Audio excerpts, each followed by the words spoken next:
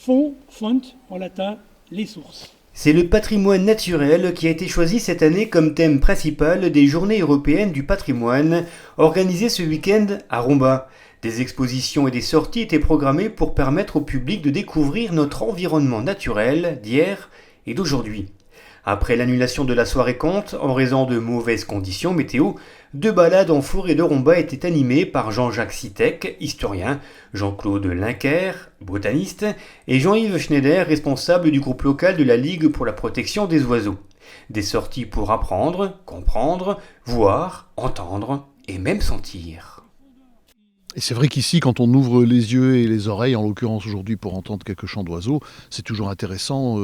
Et si on se donne un peu de mal, et encore c'est pas vraiment du mal, on peut vraiment identifier plein d'espèces intéressantes. Et encore, je parle que des oiseaux, parce qu'au niveau botanique, entre autres, c'est pas trop mon rayon, mais il y a énormément de choses aussi. Rapaces, petites bébêtes et plantes étaient donc les vedettes de ces sorties. Ici, entre le plan d'eau du Font Saint-Martin et l'ancienne carrière de Malancourt, se trouve une faune et une flore diversifiées, abondantes ou au contraire très rares. Une spécificité de cet endroit. En eux, elles s'auto-alimentent et au printemps, les nouveaux pieds vont repartir et ils vont réabsorber cet azote.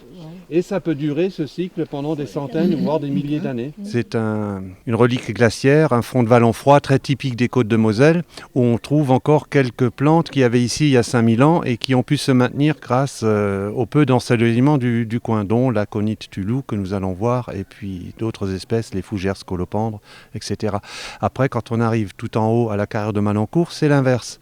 On trouve une flore subméditerranéenne avec des orchidées, avec du thym, du serpolet, et d'autres plantes méditerranéennes qui sont tout à fait extraordinaires et colorées. Et donc le pic noir, c'est le plus grand de la famille des pics. Hêtre, frêne, érable sycomore, chêne, aconite tulou dont il ne reste qu'un seul pied au Font Saint-Martin, belladone, fougères, orties et autres plantes communes ou invasives, mais aussi citelles torche-peau, troglodytes, bus variable ou pic noir, on vous l'a dit, le Font Saint-Martin regorge de petits trésors. La zone de loisirs du Font Saint-Martin est intéressante pour l'observation des oiseaux parce qu'il y a plusieurs milieux qui s'offrent à nous. C'est quand même un milieu forestier essentiellement, mais avec le plan d'eau, ça fait une zone ouverte qui est aussi intéressante pour certaines espèces. Et on espère qu'à terme, la chouette de Tegmalm qui utilise les cavités de pic noir viendra aussi jusqu'ici.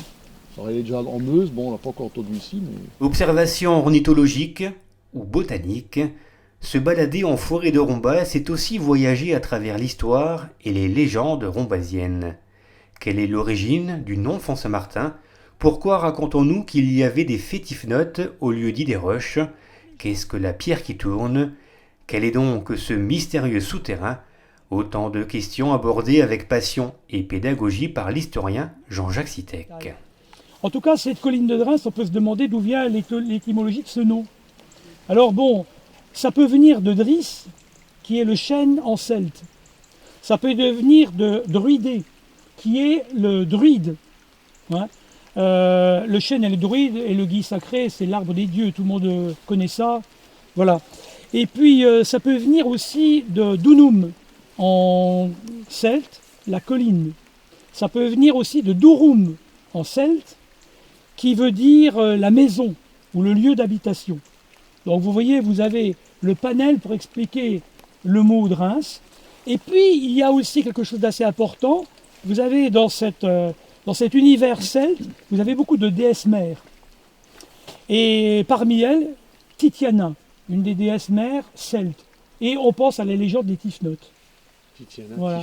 Et donc on voit que tous ces termes celtes expliquent certainement cette légende et l'origine des roches et de la colline de Reims. Le néo-radisol, ou les yeux levés au-delà de la canopée, rencontre attendue ou inattendue, voilà pour la pratique. Pour la théorie, il faut se rendre en mairie, à la maison de l'enfance ou à l'espace culturel pour découvrir 3 expositions. La première, dans le hall de l'hôtel de ville. Jean-Jacques Sitec, avec l'aide du service communication, vous propose un regard sur l'histoire du patrimoine naturel de Romba. Entre villages vignerons, villes sidérurgiques et villes fleuries, voyagez au fil des années et des siècles. Sachez qu'au XVIIIe, par exemple, il n'y avait plus de forêt sur la tour de Reims et les alentours, par une mauvaise... Deuxième exposition, celle sur les haies, conçue par la LPO, indispensable source de vie et réserve de biodiversité. Elle est visible à la Maison de l'Enfance. Enfin, la dernière exposition nous emmène à l'espace culturel. Une carte blanche a été donnée à Célia Kölsch, Victor Noël, Geoffrey Costalonga et Valentin Piovesan. Ces 4 jeunes photographes nous proposent une série de clichés personnels, mais aussi un travail collectif sur leur environnement naturel. Faune, flore ou paysage, des regards différents et complémentaires sur une nature aussi belle que fragile. C'est cette fragilité, mais aussi cet aspect de protection de notre patrimoine naturel qui était au cœur des discours prononcés à l'occasion de l'inauguration de ces expositions par Lionel Fournier, maire de Romba, Christelle Macaigne, adjointe à la culture, ou Luc Corradi, maire de Vitry-sur-Orne et vice-président à la CCPOM. On vous rappelle que toutes ces expositions sont visibles jusqu'au samedi 30 septembre.